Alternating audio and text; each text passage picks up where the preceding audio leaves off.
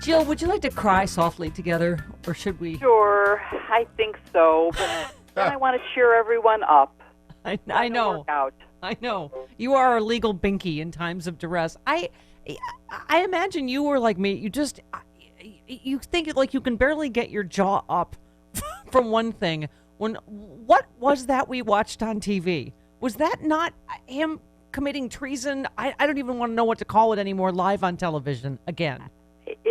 What's amazing to me is not that he did it, because he does it too often for us to be surprised by any of it.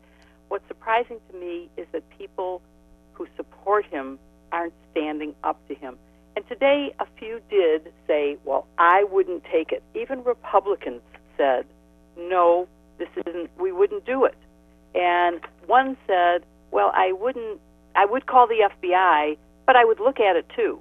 Well, I'm sorry, sir, that is also a crime. If you look at it and then report it, you've still taken something from a foreign power, and that's against our laws. Yeah. It just is.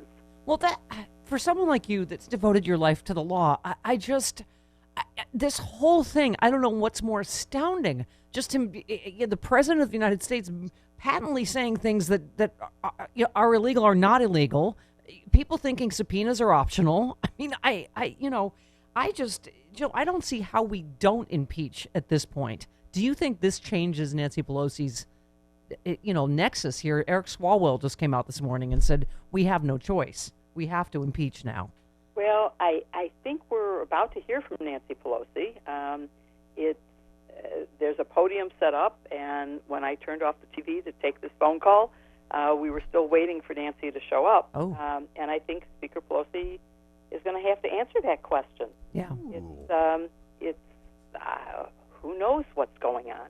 It's something that I think we are at a point where not doing anything is a much greater risk, and that it's time for us to do what is morally correct, what is a constitutional imperative, a responsibility that has been given to Congress for oversight.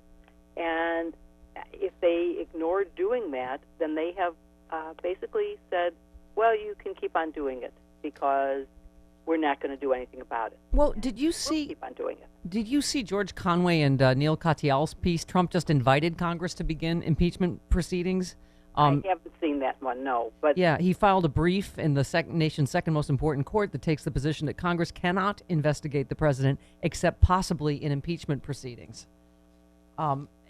It just seems like that's where we are. Your friend Lawrence Tribe, who I know you guys agree a lot, he tweeted, Dems are foolishly giving Trump the best of both worlds. He gets the benefits of blaming Democrats for thinking and talking about impeachment, but avoids the burdens of a full-blown impeachment inquiry that would get the full truth out and expose his crimes for all to see.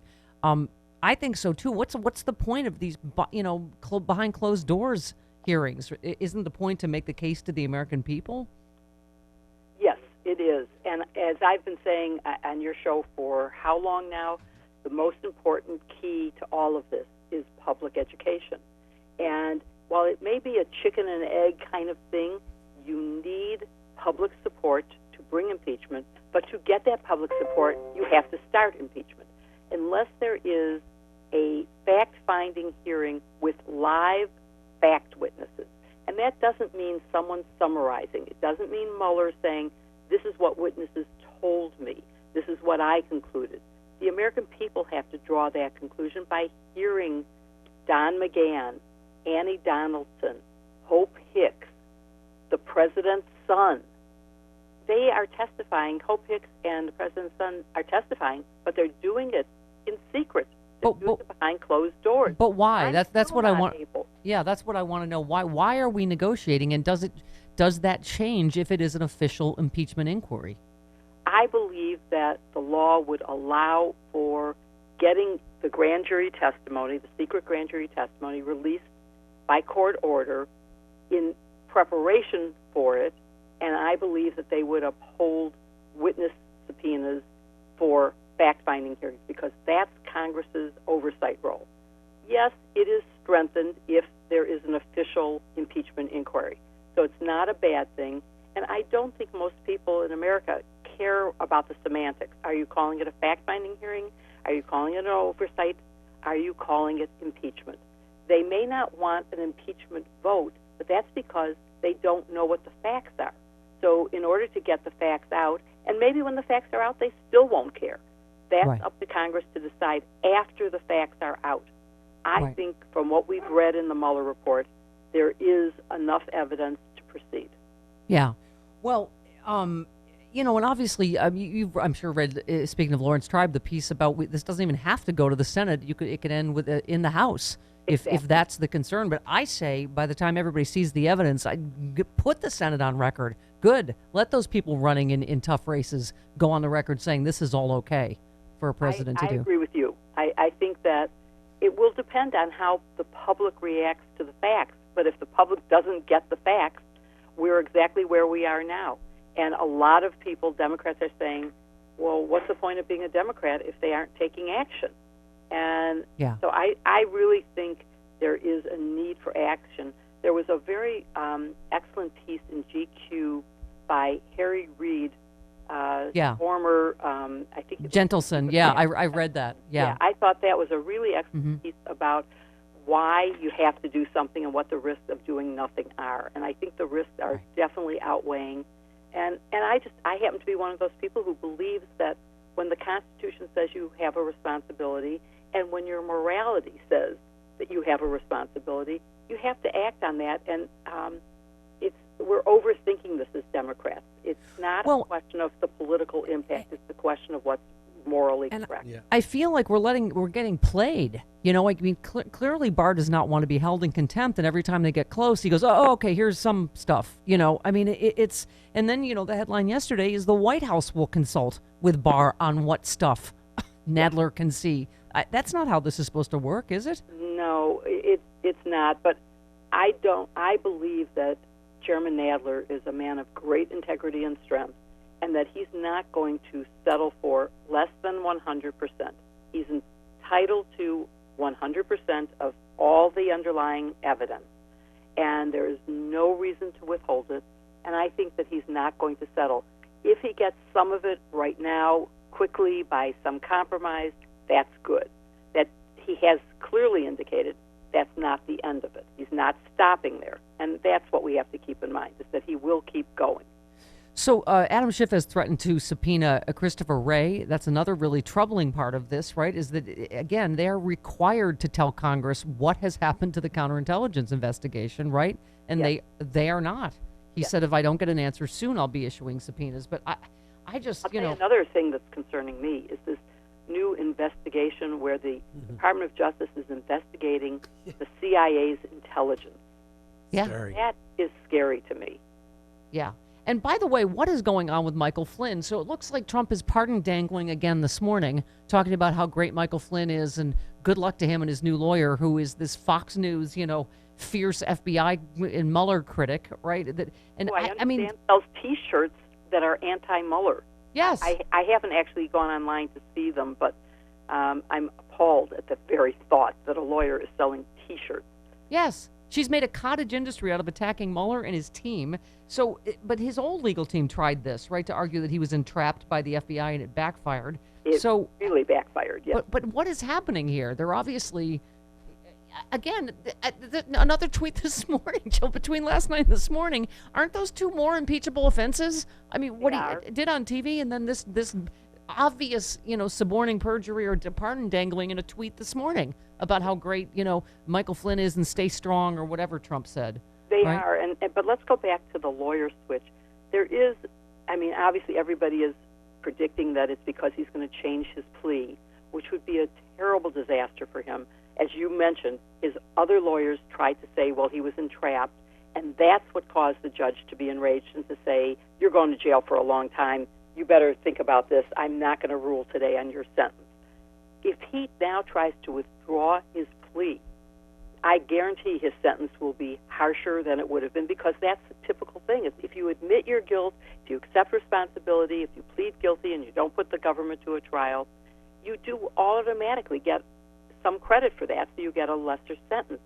But there is one other possibility, which is that he's run out of money and that he's getting this lawyer who is clearly pro-Trump, anti-Mueller, who's doing it pro bono. So maybe he's no longer paying for legal counsel, and that's why he switched lawyers. I don't know. I mean, I'm not sure, but it's at least a possibility. Because in the meantime, we've got Barr going ahead with investigating the investigators, right? We have this headline: Trump blatantly lies about Mueller report, claims it showed that he and his campaign rebuffed Russia. I mean, they keep putting out a completely false narrative, and that's why I feel like, we're in a race against time, particularly with Trump blatantly advertising that he's inviting foreign interference in 2020, and meanwhile Mitch McConnell has refused to bring any of the election interference bills up, right? Exactly. It's outrageous that we hear this. It's outrageous that the Congress isn't doing anything. Both Democrats and Republicans have to get on this and make sure someone also has to tell the president, you cannot do that, and he has to take it back, and he has to say that he would do something. But how do you take back an open invitation to North Korea, to China, to Russia to do it again? That's what he did in public. And why the American people don't care about it, and I'm talking about all Americans, not just the Democrats. Why don't Trump supporters care that he's currying favor with foreign hostile actors, that he's asking for their help to win, that he's admitting he can't win on his own? Isn't that also announcing that he's not going to fulfill his oath to preserve, protect, and defend the Constitution of the United States? Yes, and that's, to faithfully execute the laws of the United States. And let me just mention, because I mentioned the word faithfully execute, there was one extremely sexist comment made during the Nadler hearings of the House Judiciary Committee when someone said, when I believe it was Barbara McQuade talked about the responsibility to not just execute the laws, but to faithfully execute the laws. And one of the members on the Republican side said, well, that's so quaint. I just thought that was so offensive, I could not believe it. Yeah. Oh, Jill, I know. We always go to you for the happy clappy, but man, yesterday was a body blow, wasn't it? It's hard. It's harder and harder to find happy things, but I was very honored to be able to pay tribute to Chairman Nadler at an event at the New York Society of Ethical Culture on Friday night. And it's the first time I had ever met him and had a lovely chat with Chairman Nadler and his wife, and also with the Speaker of the New York City Council and Hakeem Jeffries, who were also paying tribute. Right. And it was just one of the most inspiring evenings in terms of what I believe the country could be and will be, and how much character Chairman Nadler has, and how much. Well, and guess who? He will act. Yeah, and guess who I'm seeing Monday? Nancy Pelosi. So you and I, we're going to double team them, Joe Winebanks. You bring all the class and elegance and legal smarts, and I bring, just tell her like it is. That's all. Something. We have to do it. Yeah. And I respect Speaker Pelosi enormously. I think Me too. She's a brilliant strategist, and so it's very hard to give advice to someone who you think really knows better than you do about about everything. Yeah. Certainly about the political strategy of whether it will help or hurt. But I really think you cannot predict what will help or hurt. No one would have predicted that Donald Trump would be our president. No one would predict the staying ability that he has. Yep. And so how can you predict how anyone is going to react? Yeah, and it's all of it, Jill. You tweeted about, the $90 million that Jared Kushner's company got from, partially Russian sources, from the, Elaine Chao, Mitch McConnell thing. And you just said, when will the overwhelming evidence of corruption be enough? I mean, it is so overwhelming now, Anyway, I know you have to catch a plane. Yes, I do. I always keep you too long. In Canada today. Oh, cool. I don't want to cut into your time to pick out the right pin, so I'm going to let you go.